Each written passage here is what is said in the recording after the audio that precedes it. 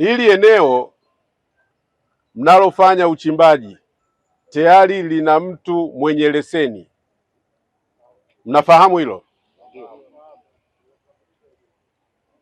Kwa hiyo wote mnayochimba mnachimba kwenye leseni ya mtu, na mwenye leseni ndiyo mwenye eneo. Baada ya ile kodi ya serikali,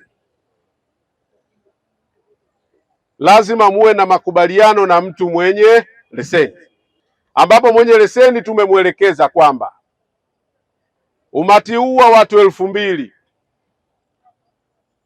ambao wanaongezeka, wanaweza kufika 3000, lazima kuwe na vyoo, kuwe na utaratibu, msiharibu mazingira. Sasa kwa sababu mko hapa zaidi ya miezi miwili mnafanya hiyo kazi,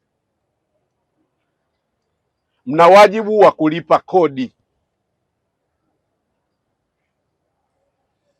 lakini mna wajibu wa kulinda usalama wa eneo hili. Tunafahamu si wote wanatoka Morogoro wanaokuja kufanya kazi hapa,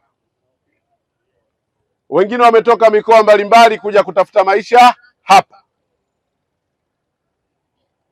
Tuna wajibu sisi watu wa Morogoro kupitia ofisi yetu wa serikali ya mtaa kuwatambua wote ambayo mko hapa. Kwa lazima mjisajili, tujue kuna maduara mangapi, na hilo duara kila mmoja watu wangapi wanachimba. Hilo jambo la kiusalama, mko wengi, anaweza kuumwa mtu, anaweza kufa mtu. Lakini jambo ambalo linanisikitisha, ambalo wachache wenu wanalifanya, inafika mahala mnapigana humu ndani, mnaumizana, jambo ambalo likiendelea humu sitosita kufunga huu mgodi, kila mtu arudi kwao. Mmekuja kutafuta maisha kihalali, ni wajibu wa serikali kuweka mazingira wezeshi kwenu ili mfanye hizo shughuli kihalali. Kwa kuwa serikali yenu inawapenda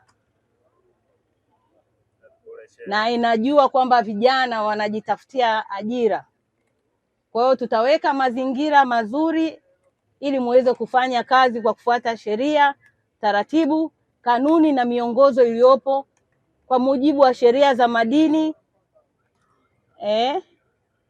lakini pia na sheria zingine za nchi. Lakini neema hii tunatakiwa sisi tuitumie vizuri, kwa sababu hii neema haijatoka kwa binadamu, hii neema imetoka kwa Mwenyezi Mungu.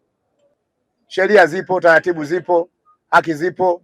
Kwa hiyo mtu yote mwenye tatizo lake anatakiwa akashitaki, sio achukue sheria mkononi. Sisi wote tulioja hapa 90% ni maskini wa hali ya chini sana. Watu wote waliokuwepo hapa 90% wamechukua mikopo baada ya mlipuko huu. Kwa hiyo tulikuwa tunaomba Mheshimiwa Mkuu wa Wilaya na uongozi wako uendelee kuwapa wakina mama mikopo, na hata sisi wanaume pia vile tupate mikopo ili tujiendeleze. Tunaomba sana tupate kibali cha vilipuzi. Kwa hiyo tukipata kibali cha ulipuzi, nahisi kazi yetu itaenda kwa umakini zaidi.